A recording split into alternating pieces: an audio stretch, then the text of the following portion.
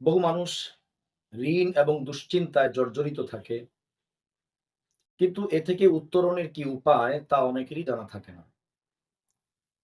হযরত আবু ওয়াইল রহমতুল্লাহ আলাইহি বলেন, একজন মুকাতাব অর্থাৎ যে গোলাম নিজেকে মুক্ত করার জন্য মালিক তাকে কিছু মুক্তিপণ দেয়ার শর্ত দিয়েছে, একে বলে মুকাতাব।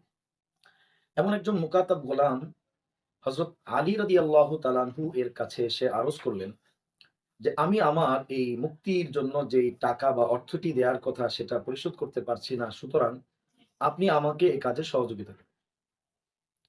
হযরত আলী রাদিয়াল্লাহু তাআলা আনহু তাকে বললেন, আমি কি তোমাকে ওই কালিমাগুলো কথাগুলো শিখিয়ে দিব না? যা রাসূলুল্লাহ সাল্লাল্লাহু আলাইহি ওয়াসাল্লাম আমাকে শিখিয়েছেন।